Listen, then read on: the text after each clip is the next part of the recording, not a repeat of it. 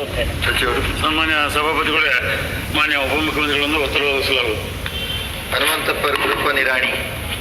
ಸನ್ಮಾನ್ಯ ಸಭಾಪತಿಗಳೇ, ಅವಕಾಶಕ್ಕಾಗಿ ವಂದಿಸುತ್ತಾ, ಕರ್ನಾಟಕ ರಾಜ್ಯದ ಕಳೆದ ವಿಧಾನಸಭಾ ಚುನಾವಣೆ ಪ್ರಣಾಳಿಕೆಯಲ್ಲಿ ತಿಳಿಸಿರುವಂತೆ ರಾಜ್ಯದಲ್ಲಿರುವ ಸರ್ಕಾರಿ ನೌಕರರಿಗೆ 7ನೇ ವೇತನ ಆಯೋಗದ ವರದಿಯನ್ನು ಯಥಾವತ್ತಾಗಿ ಜಾರಿಗೊಳಿಸಲಾಗುವುದು.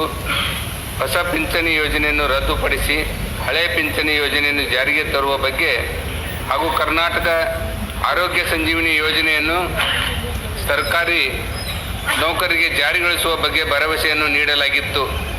ಆದರೆ ಇಲ್ಲಿವರೆಗೆ ರಾಜ್ಯ ಸರ್ಕಾರವು ನೀಡಿದ ಭರವಸೆಯಂತೆ ಯಾವುದೇ ಈ ಬೇಡಿಕೆಗಳನ್ನು ಇಲ್ಲಿವರೆಗೆ ಈಡೇರಿಸಿರುವುದಿಲ್ಲ.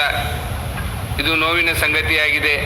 ಈ ನಿಟ್ಟಿನಲ್ಲಿ ಕರ್ನಾಟಕ ರಾಜ್ಯ ಸರ್ಕಾರಿ ನೌಕರರ ಸಂಘವು ತಮ್ಮ ಬೇಡಿಕೆಗಳನ್ನು ಕೂಡಲೇ ಜಾರಿಗೊಳಿಸಲು ಕ್ರಮ ಕೈಗೊಳ್ಳುವಂತೆ ಒತ್ತಾಯಿಸಿ ಮಾನ್ಯ ಮುಖ್ಯಮಂತ್ರಿಗಳಿಗೆ ಹಾಗೂ ಸಚಿವರುಗಳಿಗೆ ಮನವಿ ಮಾಡಿದ್ದಾರೆ ಹಾಗೂ ಮಾನ್ಯ ಶಾಸಕರುಗಳಿಗೂ ಸಹ ಮನವಿಯನ್ನು ಸಲ್ಲಿಸುತ್ತಿದ್ದಾರೆ. ಮತ್ತು ಎಲ್ಲ ತಾಲೂಕು ಕೇಂದ್ರಗಳಲ್ಲಿ ಕರ್ನಾಟಕ ರಾಜ್ಯ ಸರ್ಕಾರಿ ನೌಕರರ ಸಂಘವು ಪ್ರತಿಭಟನೆ ಮಾಡುತ್ತಿರುವುದು ವಿವಿಧ ಪತ್ರಿಕೆಗಳಲ್ಲಿ ಪ್ರಕಟವಾಗಿದೆ.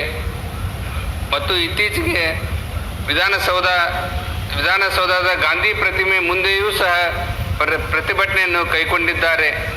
ಮತ್ತು ಈ ತಿಂಗಳ ಕೊನೆಯ ವಾರದಲ್ಲಿ ಮುಷ್ಕರ ಕೈಗೊಳ್ಳುವ ವಿಚಾರ ತಿಳಿದು ಬಂದಿದೆ.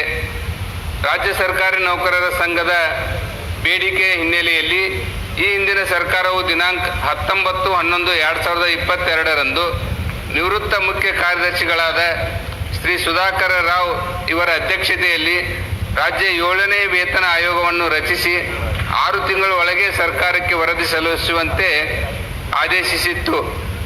ಅದರಂತೆ ಸದರಿ ಆಯೋಗವು ದಿನಾಂಕ 16/3/2024 ಸರ್ಕಾರಕ್ಕೆ ತನ್ನ ವರದಿಯನ್ನು ಸಲ್ಲಿಸಿದ್ದು, ಸದರಿ ವೇತನ ಆಯೋಗವು ರಚನೆಯಾಗಿ ಸುಮಾರು 19 ತಿಂಗಳು ಕಳೆದಿವೆ. ಸದರಿ ವರದಿಯನ್ನು ನಿರ್ಲಕ್ಷಿಸದೆ ಯಥಾವತ್ತಾಗಿ ಜಾರಿಗೊಳಿಸಲು ಈ ಮೂಲಕ ವಿನಂತಿಸುತ್ತೇನೆ.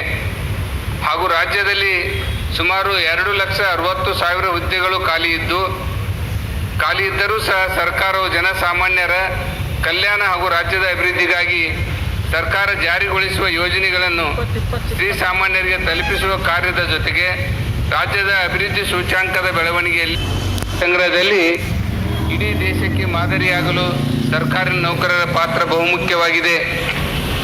ಆದ್ದರಿಂದ ಖಾಲಿ ಇರುವ ರಾಜ್ಯ ಸರ್ಕಾರಿ ನೌಕರರ ಹುದ್ದೆಗಳನ್ನು ಅತಿ ಶೀಘ್ರದಲ್ಲಿ ಭರ್ತಿ ಮಾಡಲು ವಿನಂತಿಸುತ್ತೇನೆ.